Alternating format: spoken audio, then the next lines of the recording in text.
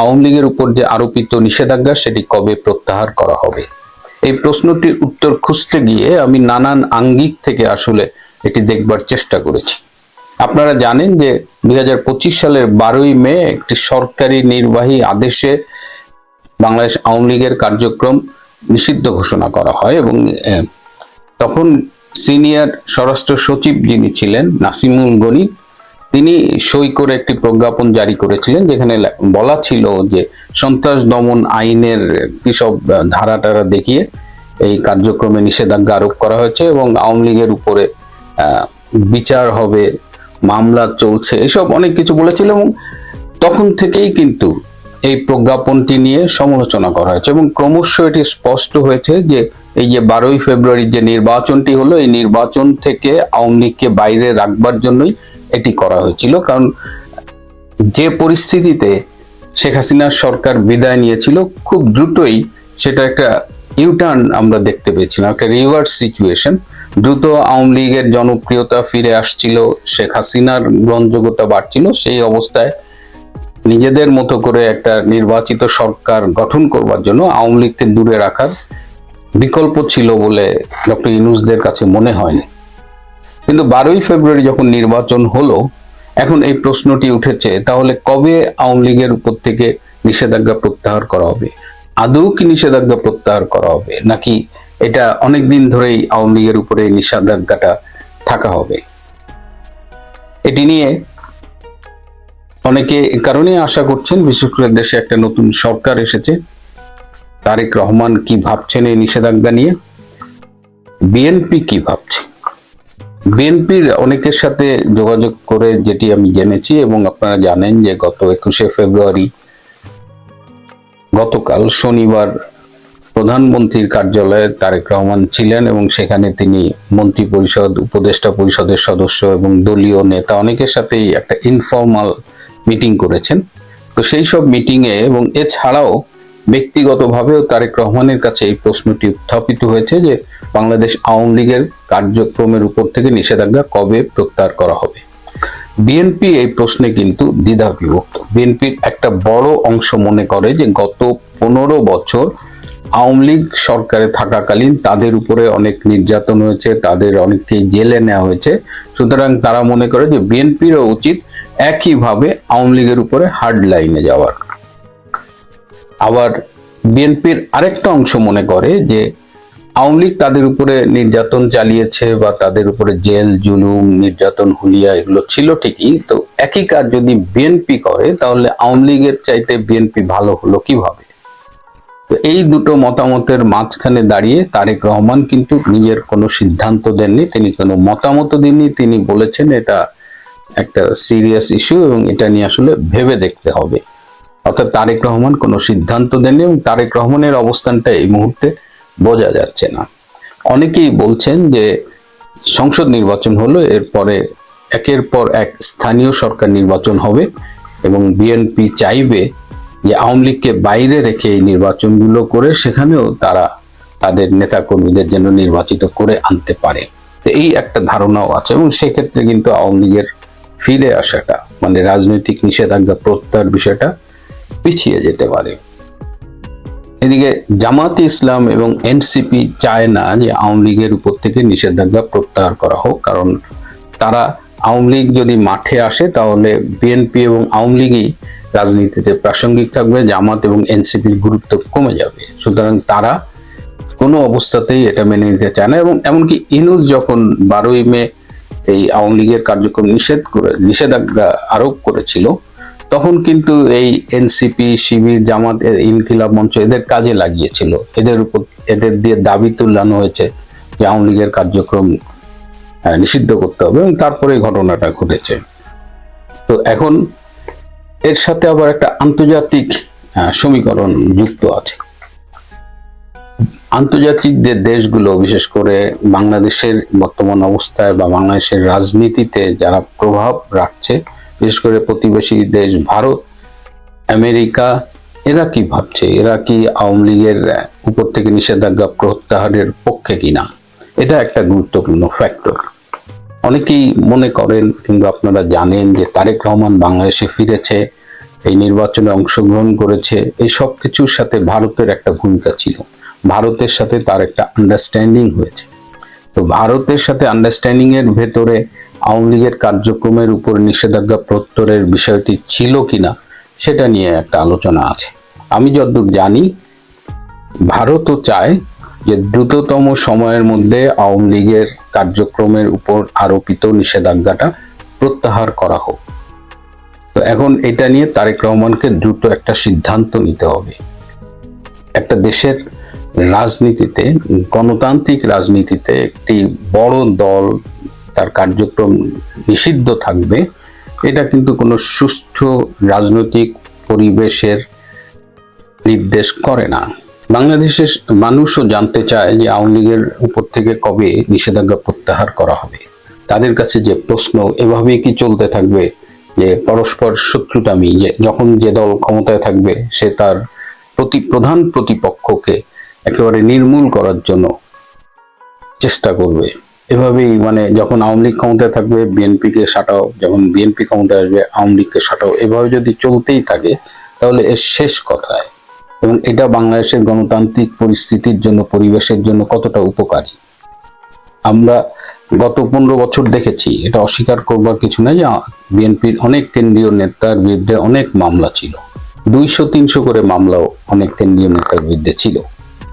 এর গভীরে যখন আমরা খুঁজতে যাই, আমরা যখন ভাবতে যাই যে আসলে বাংলাদেশের রাজনীতি তো এতটা হোস্টাইল ছিল না, যে একে অপরের বিরুদ্ধে এত হোস্টাইল কখনোই ছিল না।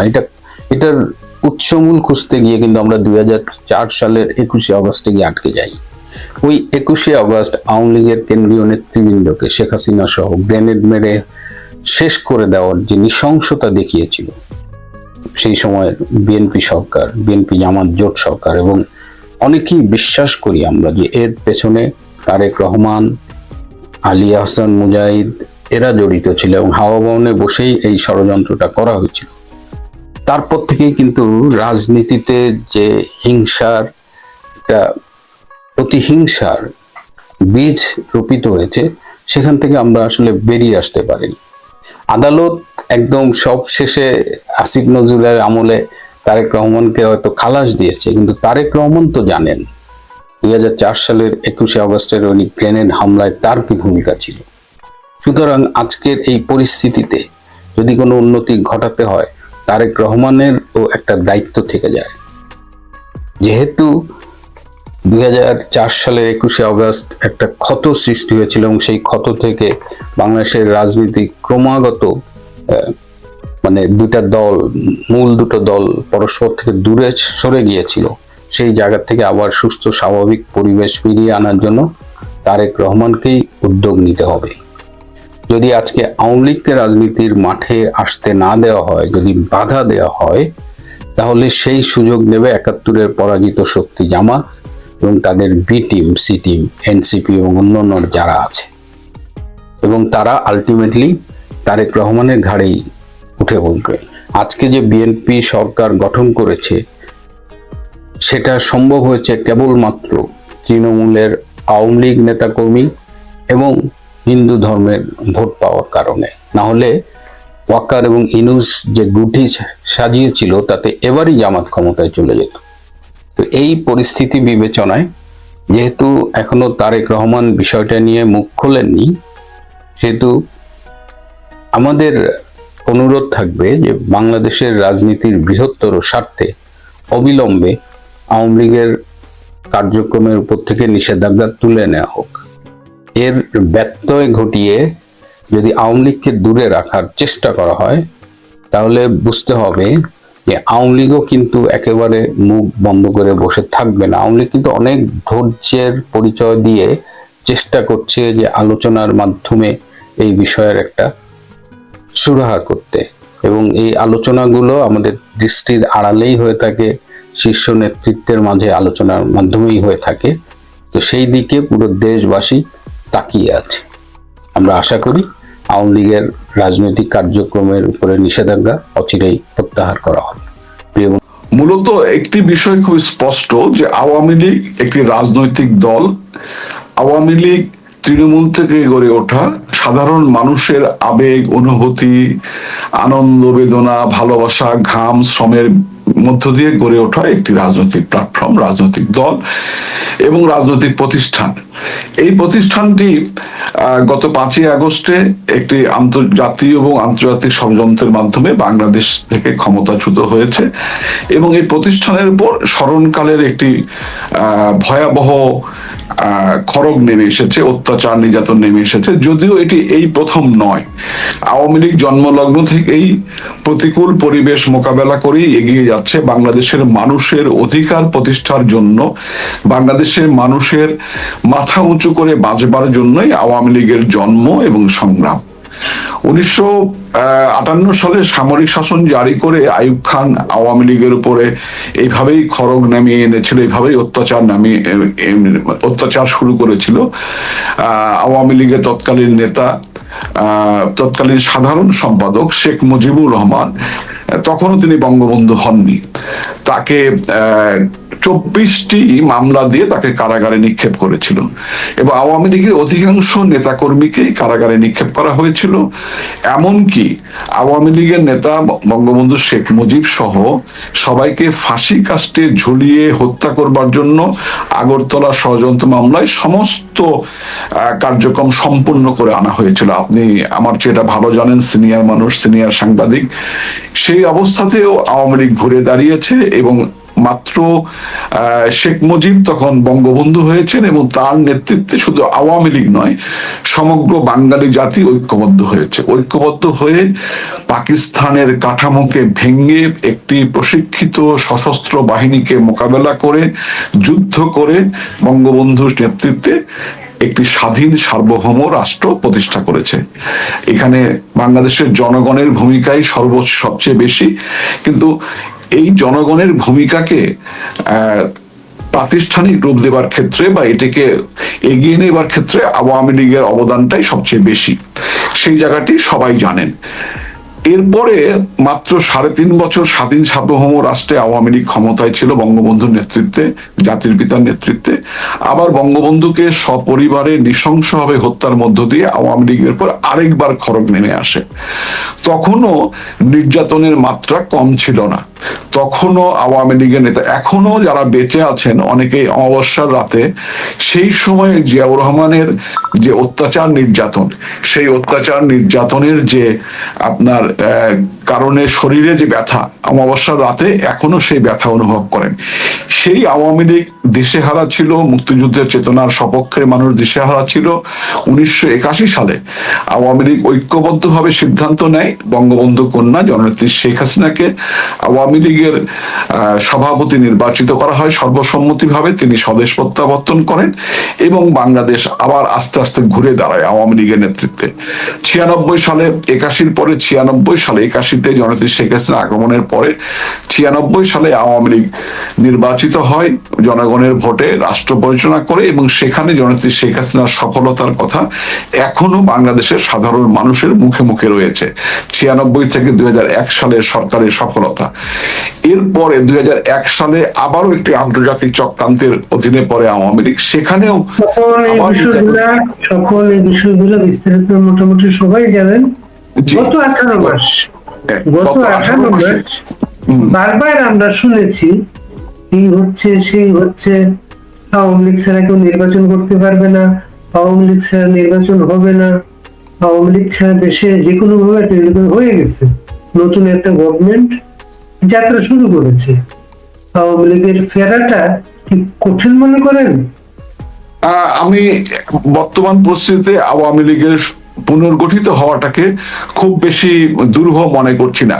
প্রতারক ইউনূসের রেজিমে, ইউনূসের অত্যাচারের সময় যে ভয়াবহতা ছিল, সেই ভয়াবহতা কিছুটা কেটে আসবে, কারণ একটি দল সরকার গঠন করেছে, একটি জোট বলি আর দল বলি সরকার গঠন করেছে। সেই দলটি নিজেকে উদার গণতান্ত্রিক রাজনৈতিক দল হিসাবে দাবি করে। যেহেতু রাজনৈতিক সরকার প্রতিষ্ঠিত হয়েছে এবং তারা দাবি করছেন একটি উদার গণতান্ত্রিক রাজনৈতিক শক্তি হিসাবে নিজেকে দাবি করেন, জাতীয় এবং আন্তর্জাতিক ভাবে তাদেরকে প্রমাণ করতে হবে তারা উদার গণতান্ত্রিক রাজনৈতিক শক্তি। এই প্রমাণটি করতে না পারলে তাদের জন্য একটি ভয়াবহ পরিণতি অপেক্ষা করবে, এটি তারা নিশ্চয়ই বোঝেন। না বুঝবার কোনো কারণ নেই। অনেক বিদগ্ধ জন আছেন যারা বিএনপি রাজনীতিতে সম্পৃক্ত, বিএনপি রাজনীতির উত্থান পতন তারা দেখেছেন। তো সুতরাং বৃক্ষ তোমার নাম কি, ফলে পরিচয়। এই ফলটি বর্তমান সরকার কতটুকু দেবেন, কতটুকু উদার গণতান্ত্রিক রাজনৈতিক মনোভাব পোষণ করবেন, পরিবেশ নিশ্চিত করবেন, এটি সরকারের উপর নির্ভর করবে। এবং এটিতেই সরকারের জনপ্রিয়তা ব্যারোমিটার ওঠানামা করবে। সেই জায়গাটিতে আওয়ামী লীগের ফেরাটা এখন সরকারের উপর নির্ভরশীল। তারা কাজটা করলে ওরা জনপ্রিয় হবে, তারা কাজটা না করলে তারা অজনপ্রিয় হবে, এই তো। এইটা তো অবশ্যই, কিন্তু শুধুমাত্র যে আওয়ামী লীগের পুনর্গঠিত হওয়া, যে আপনার সংগঠিত হওয়া যে বিএনপি সরকারের উপর নির্ভর করবে, বিষয়টা এরকম না। অবশ্যই আমাদেরকে আমাদের কাজ চালিয়ে যেতে হবে। আমরা সেই কাজ চালিয়ে যাওয়ার জন্য গবেষণা কর্মগুলো কাজ করছি। আমরা একটি পরিবর্তিত পরিস্থিতিতে কিভাবে আওয়ামী লীগ সংগঠিত হতে পারে। আওয়ামী লীগ কিন্তু ফিরবে না, আওয়ামী লীগ দেশেই আছে। আওয়ামী লীগের কতিপয় নেতা আমরা বিদেশে আছি, কিন্তু কতিপয় নেতাই একমাত্র আওয়ামী লীগের জন্য অপরিহার্য নয়। আমি একটা খুব স্পষ্ট করে একটা জিনিস বলতে পারি, শুধুমাত্র আওয়ামী লীগের জন্য জাতির পিতার রক্তধারা, অর্থাৎ জাতির পিতার কন্যা জননেত্রী শেখ হাসিনা, তার আরেক জীবিত কন্যা আছেন জনাবা শেখ রেহানা, জননেত্রী শেখ হাসিনার সন্তানরা, জনাবা শেখ রেহানার সন্তানরা, এরা যে বঙ্গবন্ধুর সরাসরি রক্তধারা, এই রক্তধারাটি নেতৃত্বের জন্য আওয়ামী লীগে অপরিহার্য। কারণ তারা ঐক্যের প্রতীক, তারা শক্তির প্রতীক, তারা সামর্থ্যের প্রতীক, এবং তাদের সেই যোগ্যতা রয়েছে। আর আওয়ামী লীগের জন্য অপরিহার্য হচ্ছে আওয়ামী লীগের তৃণমূলের সম্মানিত নেতাকর্মীরা। সুতরাং সেখানে আমি স্বপন বা আমার মতো নেতারা, যারা আমরা বিভিন্ন কারণে জীবন বাঁচানোর স্বার্থে, আমরা কৌশলগত কারণে আমরা বিদেশে অবস্থান করছি, আমাদের ফেরা না ফেরার উপর আওয়ামী লীগের পুনর্গঠিত হওয়া নির্ভর করবে না। কারণ জননেত্রী শেখ হাসিনা, আল্লাহ তাকে বাঁচিয়ে রেখেছেন, আল্লাহ তাকে রহমতের চাদর বিছিয়ে এবার বাঁচিয়েছেন। একবার 21শে আগস্টও বাঁচিয়েছেন, এর আগেও অনেকবার আল্লাহ বাঁচিয়েছেন। এবার যেহেতু আল্লাহ তাকে বাঁচিয়ে রেখেছেন, তার মধ্যে যে প্রজ্ঞা, তার যে নেতৃত্বের গুণাবলী, এবং তার যে পাঁচ দফা একটা দিক নির্দেশনা দিয়েছেন সর্বশেষ, এবং ওইটার বাস্তবায়নের দায়িত্ব ছিল আপনাদের মতো নেতাদের। সেটা আপনারা কি করেছেন? আমরা বাস্তবতার কারণে হয়তো সব জায়গায় সফল হতে পারিনি, কিন্তু আওয়ামী লীগ হারিয়ে যায়নি। আওয়ামী লীগের জনপ্রিয়তা 5ই আগস্টে আমরা যে বিপর্যয়ের মধ্যে পড়েছিলাম, এবং যেভাবে সমস্ত রাষ্ট্রযন্ত্র সহ আন্তর্জাতিক মিডিয়া, কন্ট্রোল আন্তর্জাতিক মিডিয়া যেভাবে আমাদের বিরুদ্ধে অপপ্রচার করেছে, যেভাবে আমাদেরকে একটি মানে যে ধরনের কালিমা আমাদের চেহারায় লেপন করেছে, সেই জায়গা থেকে আওয়ামী লীগ ঘুরে দাঁড়িয়েছে। আওয়ামী লীগের তৃণমূলে নেতাকর্মীরা সংগঠিত হয়েছে, কোনো নেতাকর্মী হারিয়ে যায়নি, সবাই সক্রিয় অবস্থানে রয়েছে। হয়তো কৌশলগত কারণে অনেকে স্থান পরিবর্তন করতে হয়েছে, অনেকে কারাগারে রয়েছেন, মানবেতর জীবনযাপন এই অনুষ্ঠানটা শেষে আপনি দেখবেন এখানে যত মন্তব্য এর মাঝে করেছে লোকজন, সবাই কিন্তু আপনাদের দলের নেতা কর্মী, তারা খুবই অসন্তুষ্ট আপনাদের এইসব কথাবার্তায়। একটা শুধু করি ভাই, এসব ইতিহাস শুধু বলেন বারবার, এসব বলা ছাড়া আর কিছু করার নেই আপনাদের। এসব বলে কর্মী সাধারণ মানুষকে রাস্তায় নামাতে পারবেন না। পরিকল্পনা কি? নেতারা যারা দেশের বাইরে আছেন তাদেরকে দেশে নিয়ে আসতে কি কি উদ্যোগ নিয়েছে, এসব বলেন প্লিজ। দেখুন, কৌশলগত কারণে সকল কর্ম পরিকল্পনা মিডিয়ায় বলা সম্ভব না, পাবলিক করা সম্ভব না। এটি তো রাজনৈতিক দলের নিজস্ব কিছু কর্মকৌশল রয়েছে। সেই কর্মকৌশলের মধ্য দিয়ে যে আপনার রাতারাতি কোনো পরিবর্তন আশা করলে, রাতারাতি কোনো অ্যাচিভমেন্ট আশা করলে, এটি অতি বিপ্লবী মানসিকতা। এই অতি বিপ্লবী মানসিকতা আমাদেরকে ত্যাগ করতে হবে। আমাদেরকে বুঝতে হবে যে আওয়ামী লীগ ক্ষমতার রাজনৈতিক দল নয়, আওয়ামী লীগ জনগণের রাজনৈতিক দল।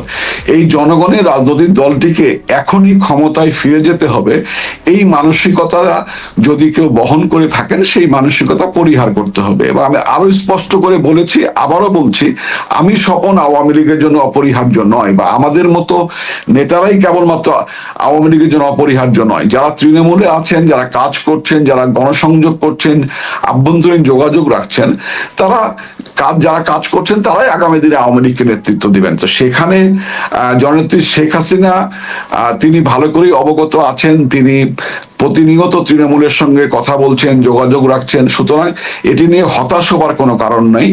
একটি পরিবর্তন সাধিত হয়েছে, একটি জুলুমবাজ মহাপ্রতারক, একটি শয়তান বাংলাদেশ থেকে ক্ষমতা থেকে বিদায় নিয়েছে।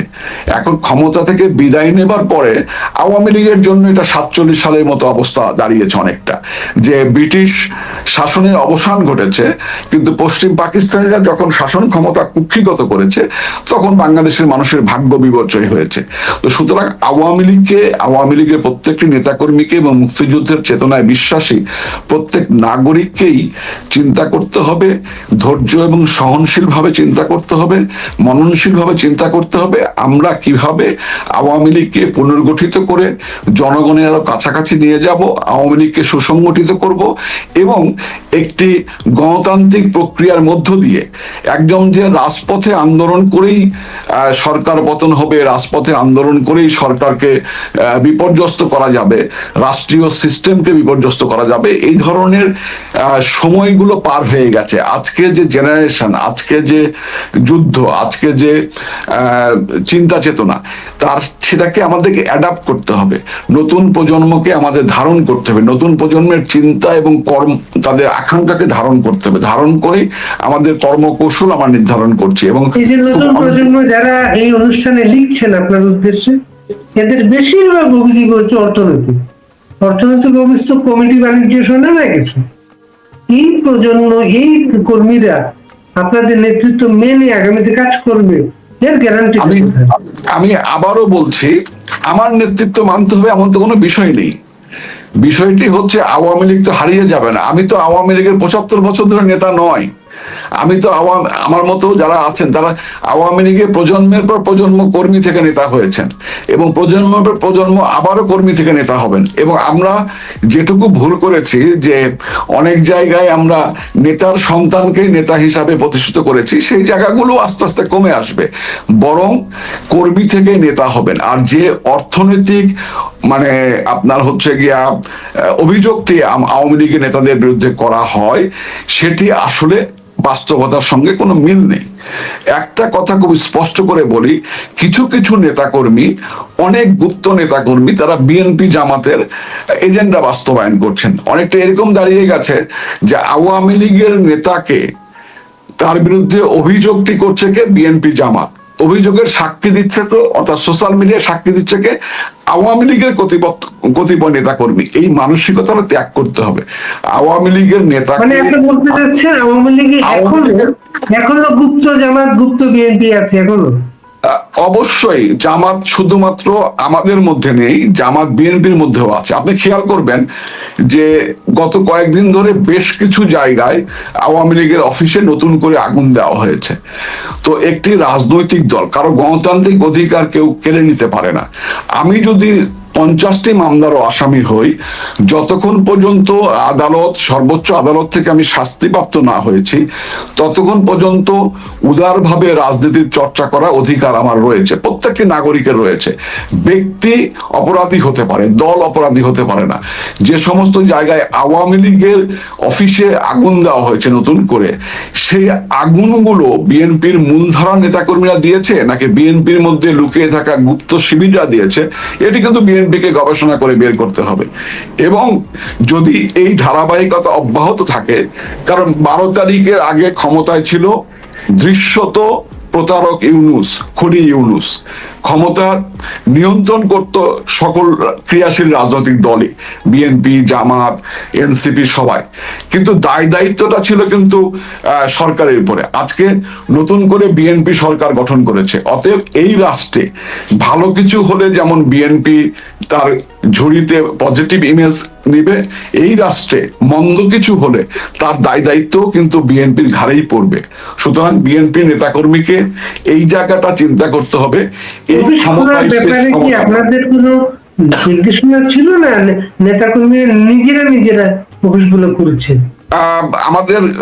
আমাদের কৌশলগত নির্দেশনা ছিল যে যেখানে যেখানে সম্ভব আমাদের নেতাকর্মীরা অফিসগুলো খুলবেন এবং তারা নিজেদের মধ্যে মত বিনিময় করবেন, অফিসে বসা শুরু করবেন এবং বিভিন্ন জায়গায় আমাদের নেতাকর্মীরা স্বতঃস্ফূর্তভাবে অফিসগুলো খুলেছে। কারণ ভিতরে তো তাদের আগুন জ্বলছে। তারা চেষ্টা করেছে আওয়ামী লীগের স্বাভাবিক কার্যক্রমকে সামনের দিকে এগিয়ে নিয়ে যাওয়ার জন্য।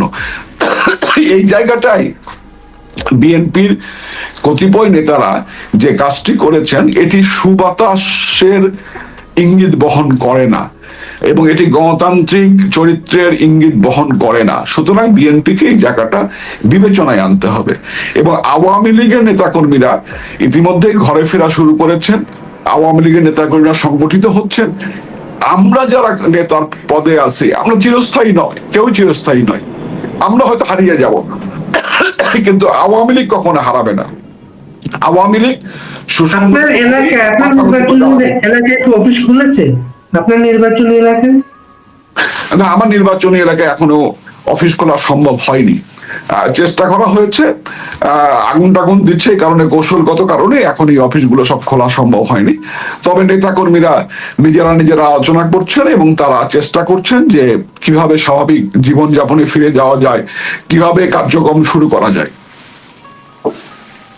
এই পরবর্তী পদক্ষেপ কি? একটা পদক্ষেপ দৃশ্যমান দেখছি, অফিস খোলা। পরবর্তী পদক্ষেপ হচ্ছে আওয়ামী লীগকে সুসংগঠিত করা। আওয়ামী লীগের নেতাকর্মীরা যারা ছিন্ন ভিন্ন হয়ে আছে তাদেরকে ঘরে ফেরার ব্যবস্থা করা, তাদেরকে আইনি একটা বাধা আছে। এখন যে আইনি একটা বাধা আছে, কার্যক্রম নিষিদ্ধ, নিবন্ধন বাতিল, আইনি বাধা অপসারণের আগে কিভাবে আশা করেন? এখন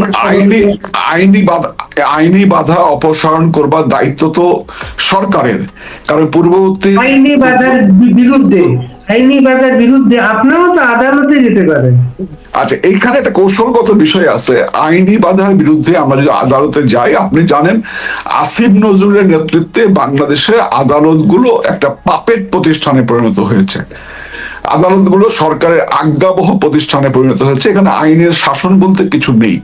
তো যেখানে আইনের শাসন নেই, যেখানে আদালতের প্রতি মানুষের বিশ্বাসযোগ্যতা যেখানে প্রশ্নবিদ্ধ, সেইখানে আমরা অতি আবেগী হয়ে আইনি মোকাবেলা করতে গিয়ে যদি সেখানে আবারও কোনো আজ্ঞাবহ আদেশ আসে, সেটা কি আওয়ামী লীগের জন্য সুফল বয়ে আনবে? বরং যেহেতু একটি নির্বাহী আদেশের মধ্য দিয়ে এই কাজটি করা হয়েছে, সুতরাং যে কোনো মুহূর্তেই সরকার এই নির্বাহী আদেশটি, এই অবৈধ নির্বাহী আদেশটি বাতিল করতে পারে। এখন মনে করেন একটা আদালতে আপনি যান, আপনি তো বিশ্বকে বলতে পারবেন যে আগের গভর্নমেন্ট অগণতান্ত্রিক ভাবে নির্বাহী আদেশে একটা প্রধান রাজনৈতিক দলকে নিষিদ্ধ করেছে। এখন নতুন সময়ে যদি আদালত আপনাকে প্রত্যাখ্যান করে, আরো অন্য কোর্টেও তো যেতে পারবেন আপনি। আদালত যদি প্রত্যাখ্যান করে, সেক্ষেত্রে সরকারের কাছে একটি অস্ত্র চলে যাবে যে আদালত প্রত্যাখ্যান করেছে, আইনি প্রক্রিয়ার মধ্য দিয়ে এটি সম্পন্ন হয়েছে, সেখানে সরকারের কিছু করবার নেই। তো আমি কেন অতি আবেগী হয়ে সরকারের হাতে এই পজিটিভ কথা বলা? রাজনৈতিক দলগুলোর মাঝে তো সরাসরি অথবা নেপথ্যে আলাপ আলোচনাও হয়, এমনকি আলাপ আলোচনাও নেই নতুন নেতৃত্বের সাথে আপনাদের? দেখুন, কেবল একটি সরকার প্রতিষ্ঠিত হয়েছে এবং এই সরকারের আওয়ামী বিরোধিতা সম্বন্ধে আপনার আমার সকলেরই ধারণা রয়েছে। সুতরাং এখনই কোনো রাজনৈতিক আন্ডার টেবিল সংলাপ অথবা আলোচনা অথবা কূটনৈতিক উদ্যোগ এখনই আপনার দৃশ্যমান হবে, বিষয়টা এরকম নয়। তবে বিএনপি ভালোভাবে রাষ্ট্র পরিচালনা করতে চাইলে, তাদের ক্ষমতার কালকে স্মুথ করতে চাইলে, তাদের ক্ষমতার কালকে সুন্দর করতে চাইলে আলোচনা করতেই হবে, আলোচনা কোনো বিকল্প নেই। সেই আলোচনার জায়গাটি উদ্যোগটা তো সরকারি দলের পক্ষ থেকেই আসতে হবে, কারণ বিরোধী দলের পক্ষ থেকে বা যে আমরা তো এখন সরকারের দল না, বিরোধী দল না, আমরা জনগণের দল। হ্যাঁ, তো সেই জায়গাটাই আমরা আগ বাড়িয়ে বিএনপির সঙ্গে সংলাপে যাব বা আলোচনায় যাব, এই ধরনের অবস্থাটা এখনো সৃষ্টি হয়নি।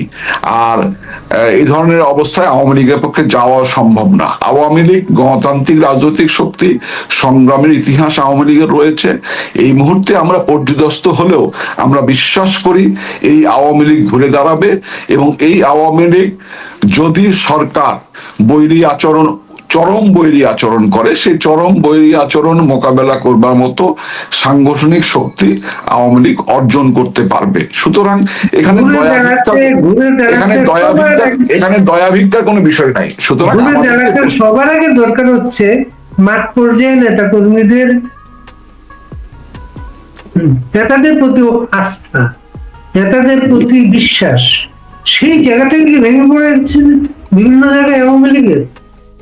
এটা আমি অস্বীকার করব না যে আমাদের দীর্ঘদিন ক্ষমতায় থাকবার কারণে, দীর্ঘদিন রাষ্ট্র পরিচালনার সঙ্গে সম্পৃক্ত থাকবার কারণে এবং আমাদের দৃষ্টিটা একমুখী হবার কারণে, অর্থাৎ আমরা উন্নয়ন এবং মানব কল্যাণের পেছনে এত বেশি মনোযোগী এবং সময় ব্যয় করেছি যে আমরা অনেক ক্ষেত্রেই কর্মীদের কাছ থেকে বা আমাদের সমর্থকদের কাছ থেকে বিচ্ছিন্ন হয়ে পড়েছিলাম। সুতরাং আমরা যারা মিড লেভেলের নেতা আছি, আমাদের বিষয়ে নেতাকর্মীদের মনে অনেক ধরনের কষ্ট এবং প্রশ্ন রয়েছে, কিন্তু প্রত্যেকটি নেতাকর্মী একটি জায়গায় তারা মানে তাদের আস্থা এবং বিশ্বাস অটুট রয়েছে, সেটি জননেত্রী শেখ হাসিনার প্রতি। সুতরাং জননেত্রী শেখ হাসিনা এখনো বেঁচে আছেন, সক্রিয় আছেন, সুস্থ আছেন, এটি নিয়ে হতাশ হওয়ার কোনো কারণ নাই।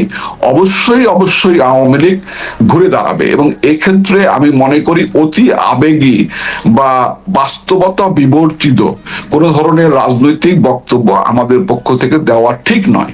যে এই ঈদের পরে এই হবে, রোজার পরে এই হবে, এই উমুক এই করতেছে, এই হচ্ছে আমেরিকা এই করবে, ইংল্যান্ড এই করবে, ইউরোপিয়ান ইউনিয়ন এই করবে, প্রতিবেশী এই করবে, এই ধরনের কথাবার্তা রাজনীতিতে বাস্তবতা বিবর্জিত। আমাদের যা কিছু করতে হবে আমাদের 55,598 বর্গ মাইলের বাংলাদেশেই করতে হবে। তোমার আমার ঠিকানা পদ্মা মেঘনা যমুনা।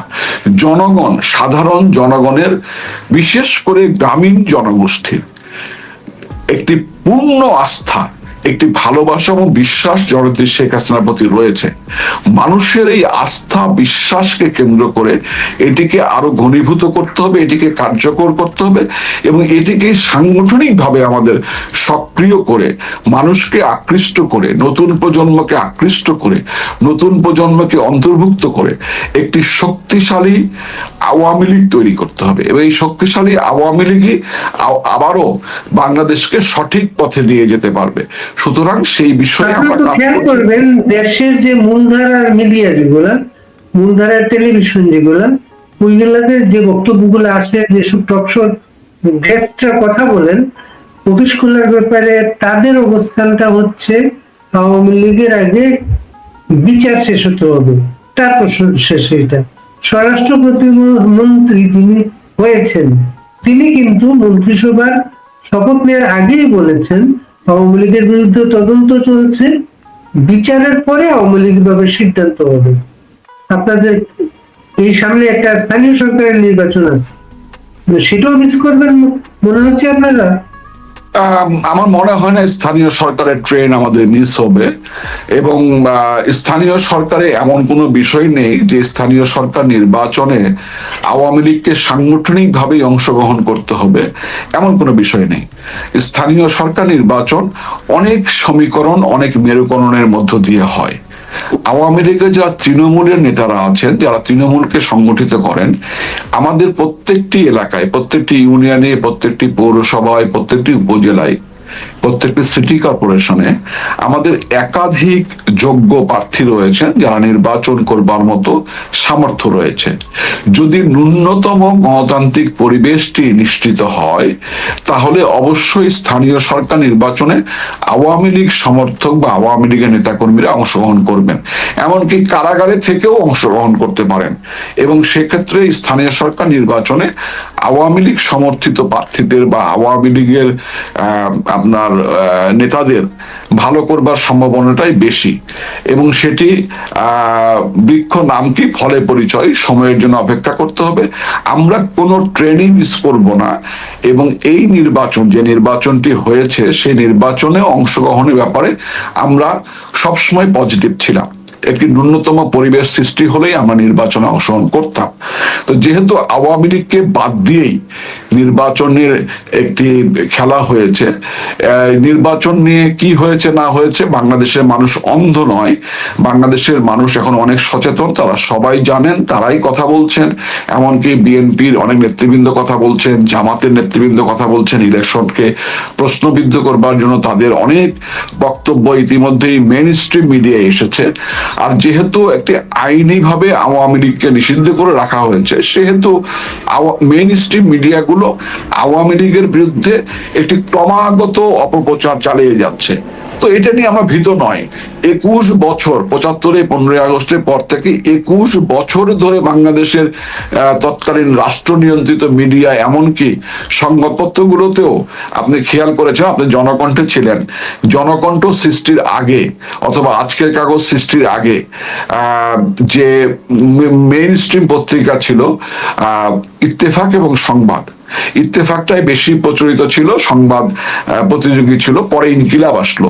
ইত্তেফাক তো বঙ্গবন্ধুও লিখতো না, জাতির পিতাও লিখতো না। বঙ্গবন্ধু কখনো লিখলে ইনভাইটেড কমার মধ্যে লিখতো। আজ আওয়ামী লীগের জাতীয় শোক দিবস, জাতীয় শোক দিবসটা ইনভাইটেড কমার মধ্যে। এই বিষয়গুলো তো আপনার আমার চেয়ে বেশি বেশি জানেন। এই প্রেক্ষাপটে বঙ্গবন্ধু শেখ মুজিবের আজীবন সংগ্রামের ফসল যে টেলিভিশন, সেই টেলিভিশনে 21 বছর বঙ্গবন্ধুর নাম উচ্চারিত হয়নি, বরং বঙ্গবন্ধুর চরিত্র হনন করা হয়েছে। তো চরিত্র হননের যে ইস্যুটি, এটি তো আজকে নতুন নয়। এর বিরুদ্ধেও সাধারণ মানুষের ভেতরের যে চোখ আছে, যে দৃষ্টি আছে, সেই দৃষ্টি দিয়ে মানুষ দেখছেন।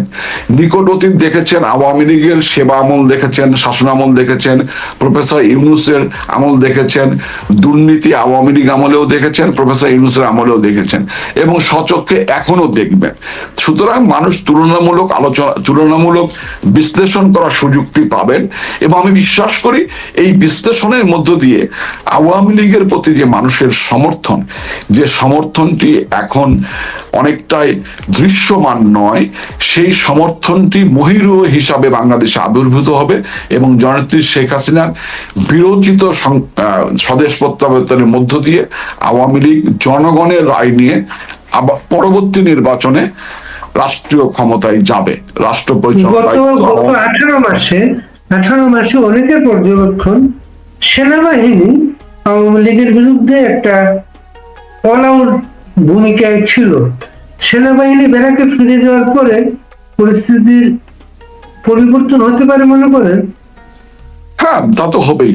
সেনাবাহিনী দুর্ভাগ্যজনকভাবে আমাদের রাষ্ট্রীয় প্রতিষ্ঠান, স্বাধীনতা সার্বভৌমত্বের প্রতীক, সেই সেনাবাহিনী যেভাবে ভূমিকা পালন করেছেন, এটি খুবই দুর্ভাগ্যজনক, খুবই হতাশাজনক। সেই জায়গাটি তারা ব্যারাকে ফেরত যাওয়ার পরে অবশ্যই কিছুটা পরিবর্তনের সূচনা হবে এবং আওয়ামী লীগকে যত বেশি আওয়ামী লীগের উপর অত্যাচার আসবে, তত বেশি আওয়ামী লীগ সংগঠিত হবে। আওয়ামী লীগ হারিয়ে যাওয়ার মতো রাজনৈতিক শক্তি নয়। 71 সালেও আওয়ামী লীগের নেতাকর্মীদের বাড়িঘর জ্বালিয়ে দেওয়া, তাদের সন্তানদের, তাদের স্ত্রীকে, তাদের পরিবারের সদস্যদের ধর্ষণ করা, তাদেরকে হত্যা করা, দিনের পর দিন আর্মি ক্যাম্পে নিয়ে গিয়ে মানে অমানবিক নির্যাতন, এরপরেও আওয়ামী লীগকে বিপর্যস্ত করা যায়নি। সুতরাং ইতিহাসের যে ধারাবাহিকতা, সেই ধারাবাহিকতায় আওয়ামী লীগ ফিনিক্স পাখির মতো আবার জেগে উঠবে। হয়তো সেই জেগে ওঠার নেতৃত্ব আমার হাতে হবে না, সেই জেগে ওঠার নেতৃত্ব তো আমার হাতে হবারও প্রয়োজন নেই। সেই জেগে ওঠার নেতৃত্ব তো জননেত্রী শেখ হাসিনার হাতে হবে। জননেত্রী শেখ হাসিনা এবং কর্মীরা তারা মিলেই আওয়ামী লীগকে দাঁড় করাবেন। সেখানে আমাদের মতো মানুষ যারা আমরা কিছুটা ব্যর্থ হয়েছে, আমাদের নেতৃত্বে হতে হবে এমন কথা নাই। অনেক সংগঠন করবার মতো প্রত্যেকটি জেলা উপজেলায় একাধিক ব্যক্তি আছেন, নির্বাচন করবার মতো প্রত্যেকটি আসনে আওয়ামী লীগে একাধিক ব্যক্তি আছেন। ব্যক্তি এখানে অপরিহার্য নয়, অপরিহার্য হচ্ছে কর্মকৌশল এবং নেতাকর্মীদের মনোবল।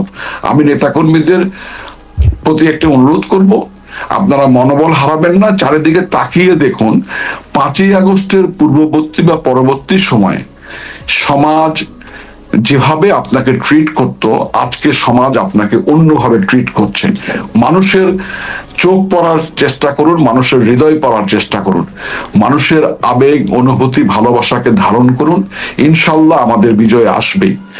অযথা কাল এটা হবে, পরশু এটা হবে, আগামী মাসে এটা হবে, এই ধরনের মানে বায়বীয় কথায় বিশ্বাস না করে আপনারা সংগঠিত হন, আপনারা একত্রিত হন, নিজেদের ভেদাভেদগুলো ভুলে যান এবং দয়া করে একে অপরের চরিত্র হনন থেকে বিরত থাকুন। এই আওয়ামী লীগ ফিরে আসবেই, ঘুরে দাঁড়াবেই। এবং শুধু তাই না, আজকে টকশোতে আপনার সঙ্গে কথা বলার সময় আমি আরেকটা জিনিস বলতে চাই, সেটি হচ্ছে যে আমাদের বিরুদ্ধে অসংখ্য দুর্নীতির অভিযোগ করা হয়েছে। কারণটা কি? কারণটা হচ্ছে জননেত্রী শেখ হাসিনার নেতৃত্বে বাংলাদেশে একটি অভূতপূর্ব উন্নয়ন হয়েছে, একই সঙ্গে মানব কল্যাণ হয়েছে। বাংলাদেশের যত মানব কল্যাণমূলক রাষ্ট্রীয় বা সরকারি সিদ্ধান্ত, তার কিন্তু 99% জননেত্রী শেখ হাসিনার নেওয়া। এই যে জয়ন্তী শেখ হাসিনার প্রতি মানুষের প্রতি তার যে মমত্ববোধ এবং মানুষের তার প্রতি ভালোবাসা, এটিকে প্রশ্নবিদ্ধ করবার জন্যই দুর্নীতির অভিযোগগুলো উপস্থাপন করা হয়েছে। মহিরের মতো চারিদিক থেকে সোশ্যাল মিডিয়া ইউজ করে দুর্নীতির নানাবিধ কল্পকাহিনী করা হয়েছে। এখন ইউনূস সরকার 16 মাসে খুব চেষ্টা করেছে প্রত্যেকটি মেগা প্রকল্প, প্রত্যেকটি প্রকল্পে দুর্নীতি খুঁজে বের করতে, জয়ন্তী শেখ হাসিনাকে তথ্য প্রমাণের ভিত্তিতে মানুষ এবং বিশ্ববাসীর কাছে হেয় প্রতিপন্ন করতে, আমাদের নেতাদের হেয় প্রতিপন্ন করতে।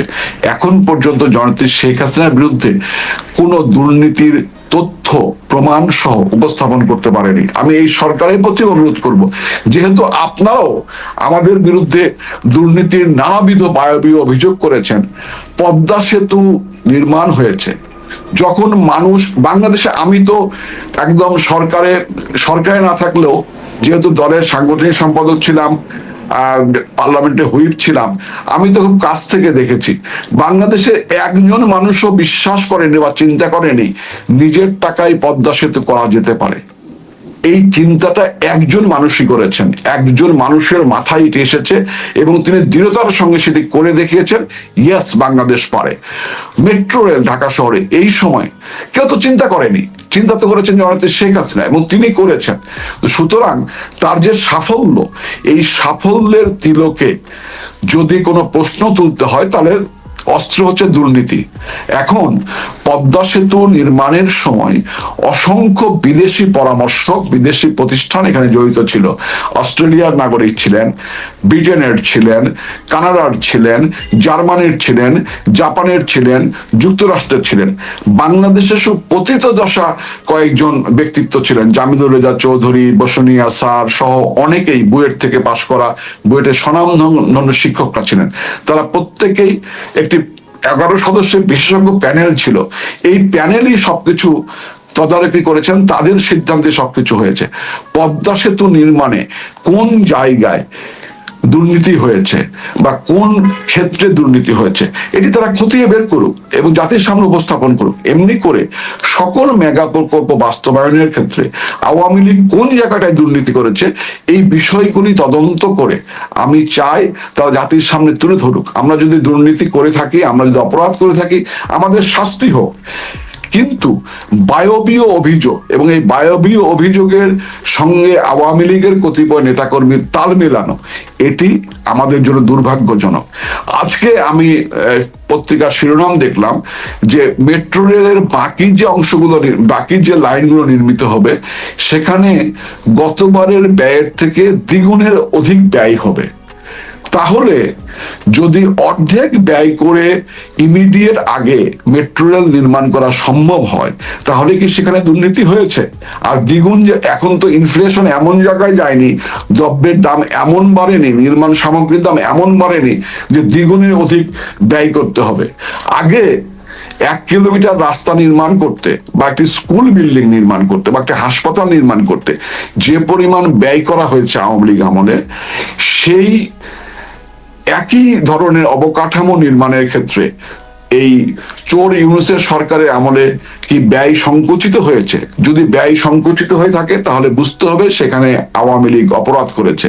কিন্তু ব্যয় যদি সংকুচিত হয়ে না থাকে, বরং বৃদ্ধি পায়, তাহলে আওয়ামী লীগের বিরুদ্ধে উত্থাপিত দুর্নীতির যে অভিযোগটি, সেটি বায়বীয় এবং মিথ্যা। সকল আমরা শেষ করব মর্নিং শোজ দ্য ডে। নতুন সরকারের যে কয়েকদিন আপনি দেখলেন, কি মনে হচ্ছে এদের মন্ত্রীদের আচার কথাবার্তায়?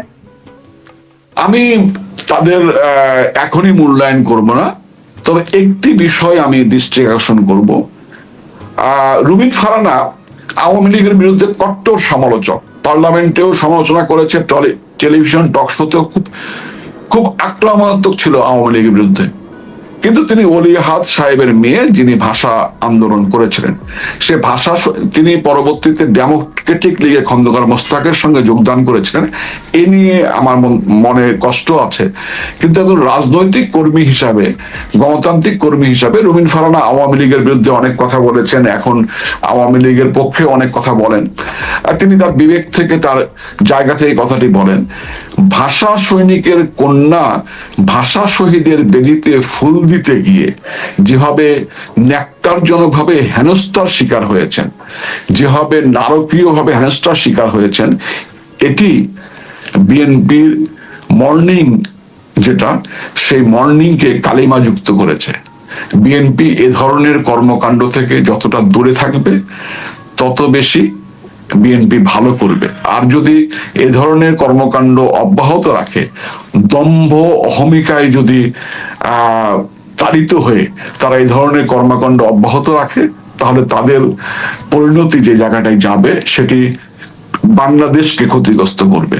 কারণ তার পাশে এক সেকেন্ড, তার পাশে তার যে ভাইটি বসে আছেন, যারা ওয়েটিং ফর ক্ষমতা, ওয়েটিং ফর পাওয়ার, তাদের তো খুব আপনজন, তারা একসঙ্গে সরকারে ছিলেন 2001 সালে গভর্নমেন্টে। তারা যদি রাষ্ট্র ক্ষমতা দখল করে, তাহলে বাংলাদেশটা ধ্বংস হয়ে যাবে। সুতরাং বিএনপিকে সংযতভাবে পথ চলা উচিত বলে আমি মনে করি। 4 জন মাত্র সাহসী তরুণ, তাদের একটা মেয়ে শহীদ মিনারে এই সময়ে সাহস করে গিয়ে শেখ হাসিনার পক্ষে ফুল দিয়েছে। এই ঘটনাটা কি প্রতিক্রিয়া হয়েছে আপনার মনে? আমি যারা গিয়েছেন তাদেরকে অভিবাদন জানাই, একজন রাজনৈতিক কর্মী হিসেবে তাদেরকে স্যালুট করি। তারা সাহসিকতার সঙ্গে যে কাজটি করেছেন, এই কাজটি একসময় ছোট্ট একটি উদ্যোগ, বিন্দু বিন্দু জলরাশি, বিন্দু বিন্দু বালুকণা, ক্ষুদ্র ক্ষুদ্র জলরাশি দিয়ে তো মরুভূমি এবং সাগর অতল হয়। তাদের এই বিন্দু বিন্দু উদ্যোগটা একসময় মহিরুহ হিসাব দাঁড়াবে। তারা ইতিহাসে অবশ্যই একটি শ্রদ্ধাজনক অবস্থানে তাদের জায়গাটি তৈরি হবে। এভাবেই 75-এর পরেও আমাদের পূর্বপুরুষরা বঙ্গবন্ধুর রাজনীতিকে ধারণ করেছেন। কবি নির্মলেন্দু গুণ বাংলা একাডেমিতে বইমেলার অনুষ্ঠানে গিয়ে কবিতা আবৃত্তি করেছিলেন, আজ আমি শেখ মুজিবের কথা বলতে এসেছি। সেই সময় অনেকে এটাকে ধারণ করতে পারেননি, কিন্তু এই যে আজ আমি শেখ মুজিবের কথা বলতে এসেছি, এই কবিতাটি আমাদেরকে যেমন অনুপ্রেরণা জুগিয়েছে মুজিব আদর্শের সৈনিকদের, মুক্তিযুদ্ধের চেতনার মানুষদের মাথা উঁচু করে দাঁড়াতে, ঠিক তেমনি যে 4 জন আমাদের ক্ষুদ্র কর্মী, এখনো পর্যন্ত ক্ষুদ্র কর্মী বলবো, তারা যে কাজটি করেছেন, তাদেরকে আমাদের উপরে স্থান দিয়েছে। তাদের সাহসিকতার জন্য তাদের প্রতি অভিবাদন। আপনি ভালো থাকবেন স্বপন, চমৎকার আপনিও ভালো আলোচনার থাকবেন। জন্য। আর একটু আপনার অনুষ্ঠানের শেষে আপনার কর্মীরা যা লিখেছে তাদের মতামত গুলো শোনার চেষ্টা করবেন। জি তারা সবাই আপনাকে, আপনাদের দলকে ভালোবাসে। সবাই ভালো জি, থাকবেন। অবশ্যই অবশ্যই নেতাকর্মীদের সমস্ত কমেন্ট গুলোকে আমি সবসময় পড়ি, ধারণ করি, এবং আমি চেষ্টা করব, কারণ আমি তো সবসময় পরিশুদ্ধ না, বা আমি যে একদম ভুল করি না বিষয়টা এরকম না। নেতাকর্মীদের জ্ঞানগর্ভ মতামত, তীর্য সমালোচনা সবকিছু ধারণ করেই তো আমাদের সামনের দিকে এগিয়ে যেতে হবে। শুধু নেতাকর্মী নয়, অন্যান্য সাধারণ নাগরিকদেরও তীর্যক সমালোচনাও সহ্য করেই আমাদেরকে ধারণ করেই এগিয়ে যেতে হবে, এবং সমালোচকদের এই কথাগুলোকে ধারণ করেই আমাদের কর্মকৌশল নির্ধারণ করতে হবে। আওয়ামী লীগ জনগণের দল, সুতরাং নেতাকর্মী এবং জনগণের তীর্যক সমালোচনা, তাদের সাজেশন, তাদের কি বলে পরামর্শ, এগুলো নিয়েই আমাদেরকে দল পুনর্গঠন করতে হবে এবং আগামী দিনে রাষ্ট্র পরিচালনার কর্মকৌশল নির্ধারণ করতে হবে। ভালো থাকবেন স্বপন।